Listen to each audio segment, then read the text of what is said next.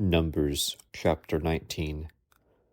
Now the Lord spoke to Moses and Aaron, saying, This is the ordinance of the law which the Lord has commanded, saying, Speak to the children of Israel, that they bring you a red heifer without blemish, in which there is no defect, and on which a yoke has never come. You shall give it to Eleazar the priest, that he may take it outside the camp, and it shall be slaughtered before him. And Eleazar the priest shall take some of its blood with his finger, and sprinkle some of its blood 7 times directly in front of the tabernacle of meeting. Then the heifer shall be burned in his sight. Its hide, its flesh, its blood, and its offal shall be burned. And the priest shall take cedar wood and hyssop and scarlet, and cast them into the midst of the fire, burning the heifer. Then the priest shall wash his clothes, he shall bathe in water, and afterward he shall come into the camp. The priest shall be unclean until evening. And the one who burns it shall wash his clothes in water, bathe in water, and shall be unclean until evening. Then a man who is clean shall gather up the ashes of the heifer and store them outside the camp in a clean place, and they shall be kept for the congregation of the children of Israel, for the water of purification. It is for purifying from sin. And the one who gathers the ashes of the heifer shall wash his clothes and be unclean until evening. It shall be a statute forever to the children of Israel and to the stranger who dwells among them. He who touches the dead body of anyone shall be unclean 7 days. He shall purify himself with the water on the 3rd day and on the 7th day. Then he will be clean. But if he does not purify himself on the 3rd day and on the 7th day, he will not be clean. Whoever touches the body of anyone who has died and does not purify himself defiles the tabernacle of the Lord. That person shall be cut off from Israel. He shall be unclean because the water of purification was not sprinkled on him. His uncleanness is still on him. This is the law when a man dies in a tent. All who come into the tent and all who are in the tent shall be unclean 7 days. And every open vessel which has no cover fastened on it is unclean. Whoever in the open field touches one who is slain by a sword, or who has died, or a bone of a man, or a grave, shall be unclean 7 days. And for an unclean person they shall take some of the ashes of the heifer burnt for purification from sin, and running water shall be put on them in a vessel. A clean person shall take hyssop and dip it in the water. Sprinkle it on the tent, on all the vessels, on the persons who were there, or on the one who touched a bone, the slain, the dead, or a grave. The clean person shall sprinkle the unclean on the 3rd day and on the 7th day. And on the 7th day he shall purify himself, wash his clothes, and bathe in water, and at evening he shall be clean. But the man who is unclean and does not purify himself, that person shall be cut off from among the assembly, because he has defiled the sanctuary of the Lord. The water of purification has not been sprinkled on him. He is unclean. It shall be a perpetual statute for them. He who sprinkles the water of purification shall wash his clothes, and he who touches the water of purification shall be unclean until evening. Whatever the unclean person touches shall be unclean, and the person who touches it shall be unclean until evening. End of Numbers chapter 19. Numbers chapter 20. Then the children of Israel, the whole congregation, came into the wilderness of Zin in the 1st month, and the people stayed in Kadesh. And Miriam died there, and was buried there. Now there was no water for the congregation, so they gathered together against Moses and Aaron. And the people contended with Moses and spoke, saying, If only we had died when our brethren died before the Lord. Why have you brought up the assembly of the Lord into this wilderness, that we and our animals should die here? And why have you made us come up out of Egypt to bring us to this evil place? It is not a place of grain, or figs, or vines, or pomegranates, nor is there any water to drink. So Moses and Aaron went from the presence of the assembly to the door of the tabernacle of meeting, and they fell on their faces, and the glory of the Lord appeared to them. Then the Lord spoke to Moses, saying, Take the rod, you and your brother Aaron gather the congregation together. Speak to the rock before their eyes, and it will yield its water. Thus you shall bring water for them out of the rock, and give drink to the congregation and their animals. So Moses took the rod from before the Lord, as he commanded him. And Moses and Aaron gathered the assembly together before the rock. And he said to them, Hear now, you rebels, must we bring water for you out of this rock? Then Moses lifted his hand and struck the rock twice with his rod, and water came out abundantly, and the congregation and their animals drank. Then the Lord spoke to Moses and Aaron, Because you did not believe me, to hallow me in the eyes of the children of Israel, therefore you shall not bring this assembly into the land which I have given them. This was the water of Meribah, because the children of Israel contended with the Lord, and he was hallowed among them. Now Moses sent messengers from Kadesh to the king of Edom. Thus says your brother Israel, You know all the hardship that has befallen us, how our fathers went down to Egypt, and we dwelt in Egypt a long time, and the Egyptians afflicted us and our fathers. When we cried out to the Lord, he heard our voice, and sent the angel, and brought us up out of Egypt. Now here we are in Kadesh, a city on the edge of your border. Please, let us pass through your country. We will not pass through fields or vineyards, nor will we drink water from wells. We will go along the king's highway. We will not turn aside to the right hand or to the left until we have passed through your territory. Then Edom said to him, You shall not pass through my land, lest I come out against you with the sword. So the children of Israel said to him, We will go by the highway, and if I or my livestock drink any of your water, then I will pay for it. Let me only pass through on foot, nothing more. Then he said, You shall not pass through. So Edom came out against them with many men and with a strong hand. Thus Edom refused to give Israel passage through his territory. So Israel turned away from him. Now the children of Israel, the whole congregation, journeyed from Kadesh and came to Mount Hor. And the Lord spoke to Moses and Aaron in Mount Hor by the border of the land of Edom, saying, Aaron shall be gathered to his people, for he shall not enter the land which I have given to the children of Israel, because you rebelled against my word at the water of Meribah.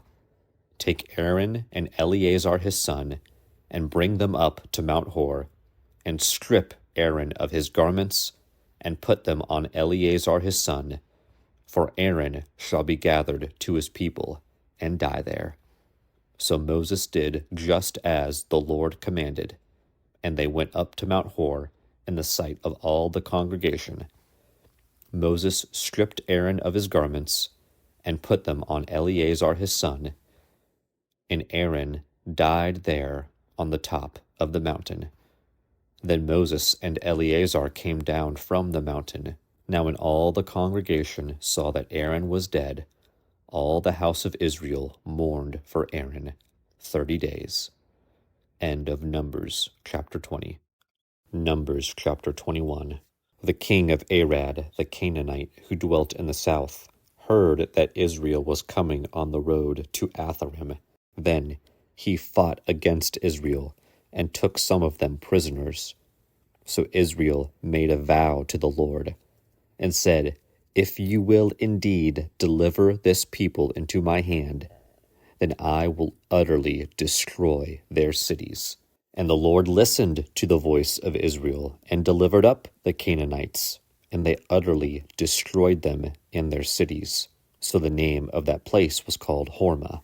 Then they journeyed from Mount Hor by the way of the Red Sea to go around the land of Edom. And the soul of the people became very discouraged on the way. And the people spoke against God and against Moses. "Why have you brought us up out of Egypt to die in the wilderness? For there is no food and no water, and our soul loathes this worthless bread." So the Lord sent fiery serpents among the people, and they bit the people, and many of the people of Israel died. Therefore the people came to Moses and said, "We have sinned, for we have spoken against the Lord and against you. Pray to the Lord that he takes away the serpents from us." So Moses prayed for the people.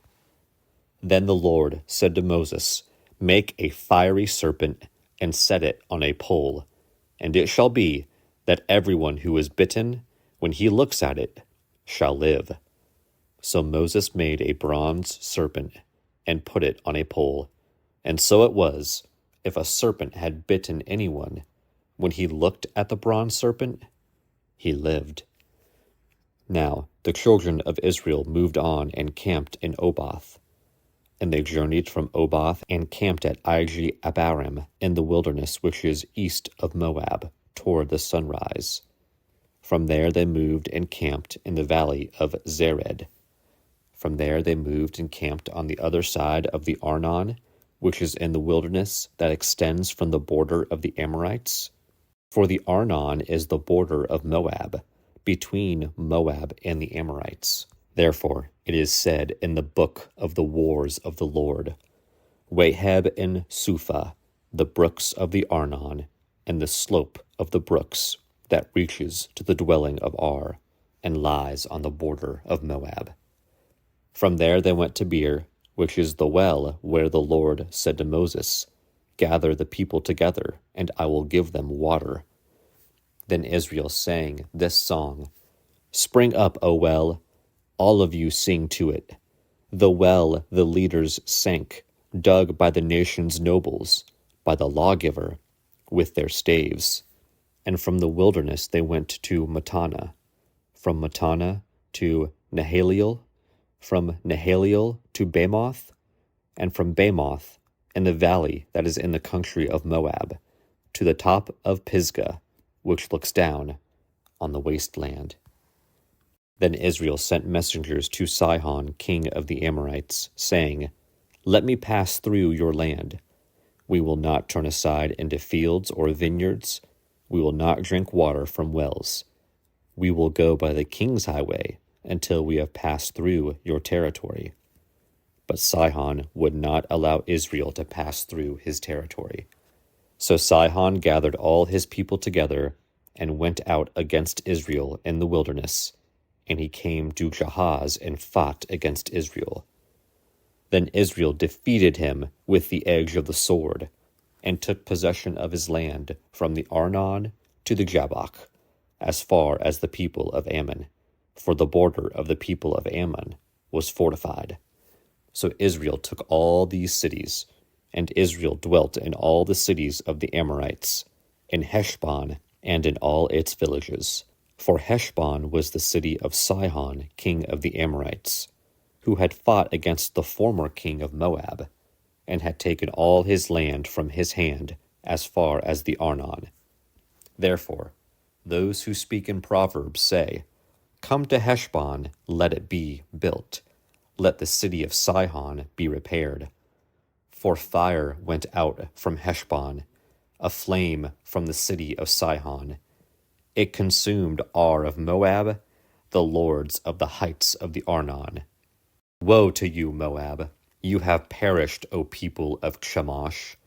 He has given his sons as fugitives, and his daughters into captivity, to Sihon, king of the Amorites.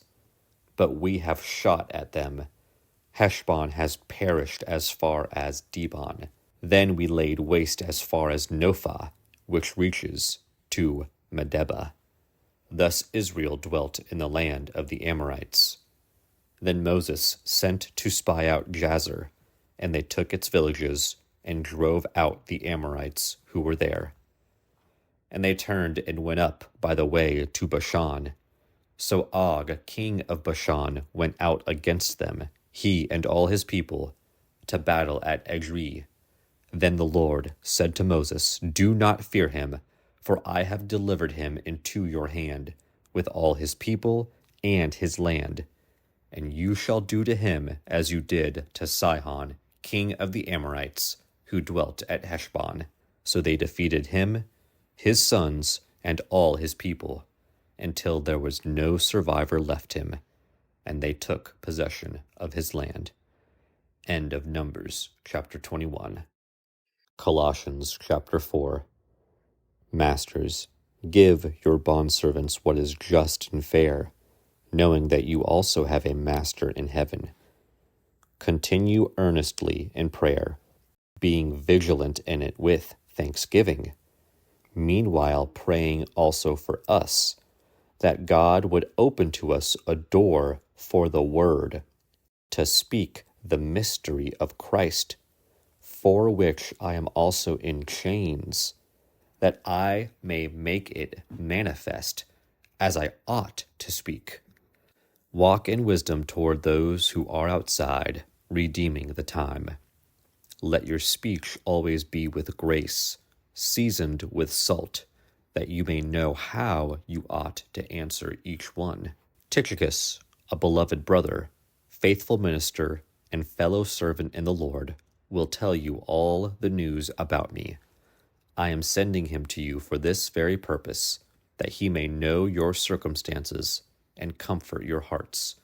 With Onesimus, a faithful and beloved brother, who is one of you, they will make known to you all things which are happening here. Aristarchus, my fellow prisoner, greets you, with Mark, the cousin of Barnabas, about whom you received instructions. If he comes to you, welcome him, and Jesus, who is called Justus. These are my only fellow workers for the kingdom of God, who are of the circumcision. They have proved to be a comfort to me. Epaphras, who is one of you, a bondservant of Christ, greets you, always laboring fervently for you in prayers, that you may stand perfect and complete in all the will of God.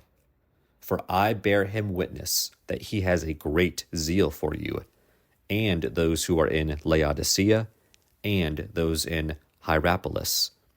Luke, the beloved physician, and Demas greet you. Greet the brethren who are in Laodicea, and Nymphas and the church that is in his house. Now, when this epistle is read among you, see that it is read also in the church of the Laodiceans, and that you likewise read the epistle from Laodicea. And say to Archippus, take heed to the ministry which you have received in the Lord, that you may fulfill it. This salutation by my own hand. Paul. Remember my chains. Grace be with you. Amen. End of Colossians chapter 4, and end of Paul's epistle to the Colossians.